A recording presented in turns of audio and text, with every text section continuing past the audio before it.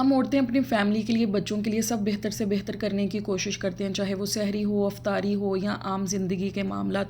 लेकिन जब बात अपनी ज़ात की आती है तो हम क्यों ख़ुद को इग्नोर कर देते हैं? क्या हमें ख़ुद को ऐसे ही इग्नोर करते रहना है या ख़ुद की ज़ात को भी इम्पोर्टेंस देनी है? इस व्लॉग में बात करेंगे इसी बारे में। चलें वीडियो को स्टार्ट करते हैं। अस्सलाम वालेकुम, मरहबा बिकुम मेरे चैनल लाइफ रिफ्लेक्शन डायरीज़ में। उम्मीद करती हूँ सब ठीक होंगे। अपनी खैरियत से कमेंट्स में लाजमी आगाह करें। अच्छा, यहाँ पे सहरी का टाइम हो गया था। नमाज़ तहज्जुद पढ़ने के बाद अपने और हस्बैंड के लिए सहरी बनाई, सहरी की, अल्लाह का शुक्र अदा किया और उसके बाद नमाज फ़जर अदा की। रमज़ान बहुत ही रहमतों वाला, बरकतों वाला महीना है। अल्लाह का जितना शुक्र अदा करें कि उसने हमें इस साल रमज़ान दिखाया और हम खैर आफ़ियत से सब रमज़ान के रोज़े रख रहे हैं, इसकी बरकतें समेट रहे हैं।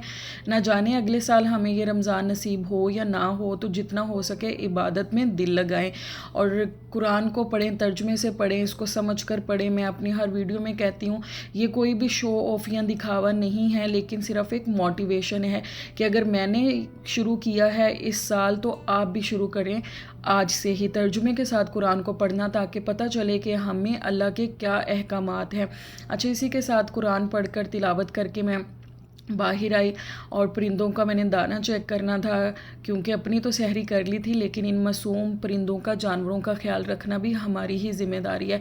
परिंदों के लिए पानी और दाना डालकर मैं यहाँ पे सनसेट देख रही थी। सुबह का उजाला हो चुका था और देखें कितना प्यारा व्यू और ये परिंदे।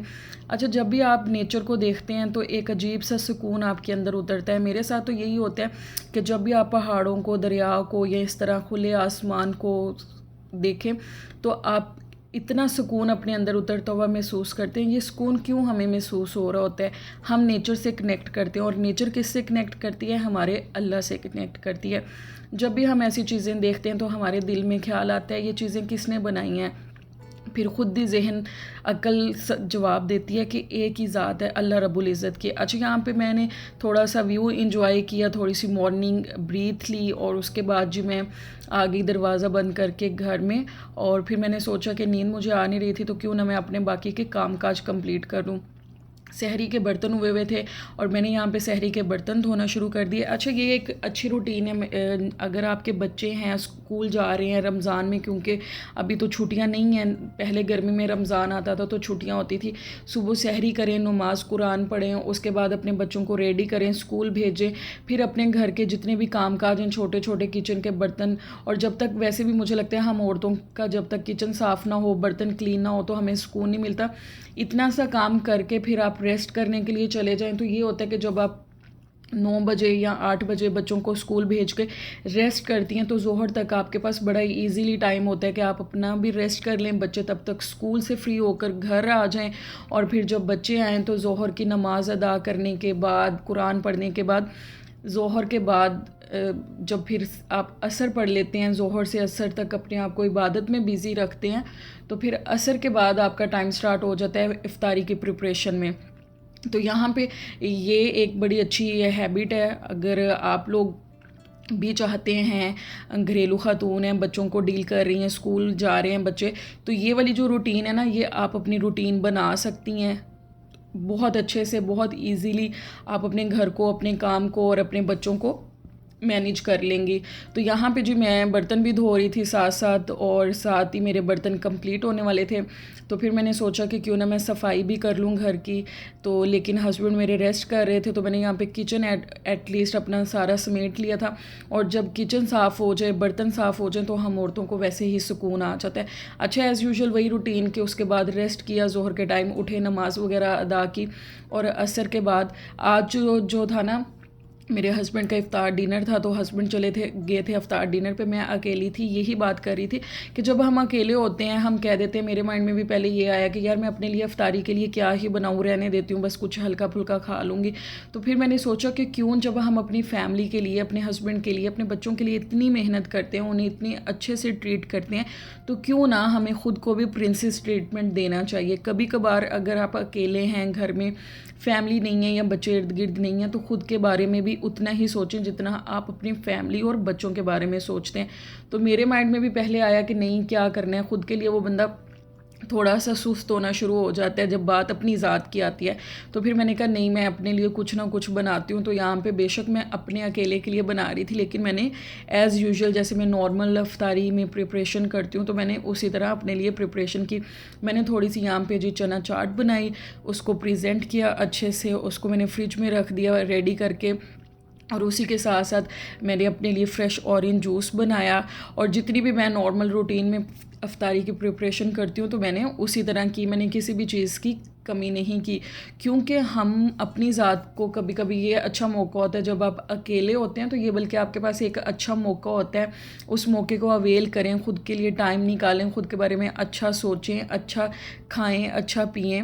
और अगर कभी मतलब आप इस चीज़ को कहें कि नहीं मैं अकेली हूँ, क्या ही करना है, तो जब आपके बच्चे आपके इर्द गिर्द होते हैं, हस्बैंड हो, फैमिली हो, तो तब भी तो हम में इतनी एनर्जी होती है, हम सारे काम करते हैं, उनके लिए अच्छे से अच्छे सहरी बनाना, अफ्तारी बनाना, या आम ज़िंदगी के जो मामलात हैं उनको भी हम डील कर रहे होते हैं। तो फिर खुद के लिए वो एनर्जी कहाँ चली जाती है। तो मुझे लगता है कोई खुद के लिए भी अंदर उतना ही स्पार्क होना चाहिए, उतनी ही एनर्जी होनी चाहिए कि हम खुद को भी कभी कभार प्रिंसेस ट्रीटमेंट दें। तो यहाँ पे जी मैं बना रही थी ऑरेंज जूस। ये वाली जो मेरी सिट्रिस मशीन है ये बहुत अच्छी है। इसे आप ऑरेंज का, लेमन का, मतलब जो भी आपने सिट्रस जूस निकाल लें, या इसमें बहुत अच्छे से निकल जाते हैं। अगर आप इस मशीन के बारे में जानना चाहते हैं कि मैंने किस कंपनी के लिए, कहाँ से लिया, तो मुझे कमेंट करें, मैं आपको लाजमी इसके बारे में डिटेल्स बताऊँगी। अच्छा, उसी के साथ साथ यहाँ पर मैंने अपना ऑरेंज जूस रेडी कर लिया था। और क्योंकि मैं थोड़ा सा जो आजकल जब से मैं सऊदीया में आई हूँ, हम सिर्फ हस्बैंड वाइफ ही होते हैं, तो मैं कोशिश करती हूँ कि अफ्तार हो तो अच्छा, लेकिन हेल्दी अफ्तार हो। यहाँ पे मैंने जूस लाजमी बनाया, लेकिन मैंने इसमें किसी भी किस्म की शुगर ऐड नहीं की। नेचुरल जो जूस निकला उसी में मैंने आइस ऐड करके थोड़ी सी रख दिया, क्योंकि अभी मेरी अफ्तारी की तैयारी रहती है। बताया ना आपको कि मैं करूँगी प्रॉपर प्रिंसेस ट्रीटमेंट, ख़ुद को दूँगी। अच्छा, उसके बाद मैंने बनाई जी अपने लिए थोड़ी सी क्रीम चाट, थोड़ी थोड़ी अमाउंट में बनाया कि अकेली थी जितना कि खा सकूं।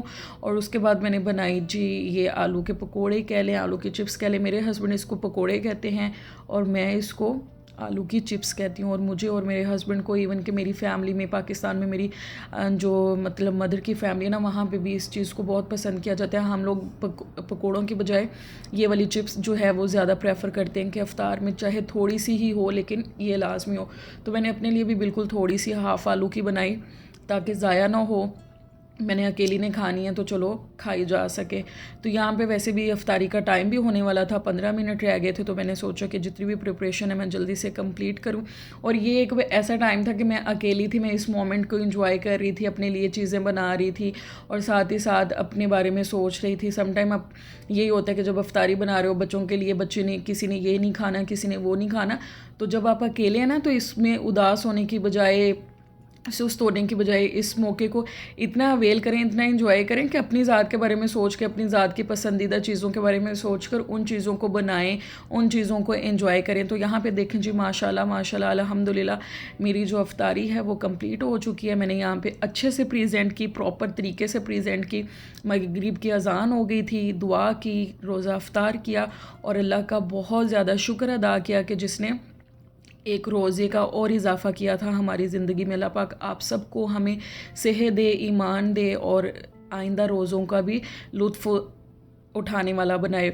दुआओं में सबको याद रखना है, जब भी सहरी और अफ्तारी में दुआ करें, अपने साथ साथ अपने मुसलमान बहन भाइयों को याद रखें।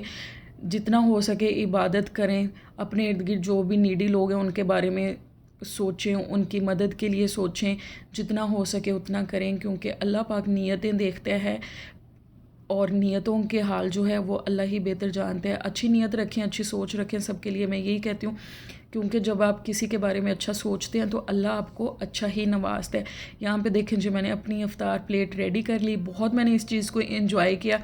आप भी कभी अगर ऐसे अकेले हुए हैं या कभी आपने ऐसा एक्सपीरियंस किया तो मुझे कमेंट में लाजमी बताएं। और अगर नहीं है, आइंदा के लिए आपने उदास नहीं होना, अकेले नहीं महसूस करना। अकेले टाइम को ख़ुद की ज़ात का एक इम्पॉर्टेंट हिस्सा समझते हुए, एक क्या कह लें कि उसको एक वो टाइम समझते हुए ना, प्रीशियस टाइम समझते हुए एंजॉय करें।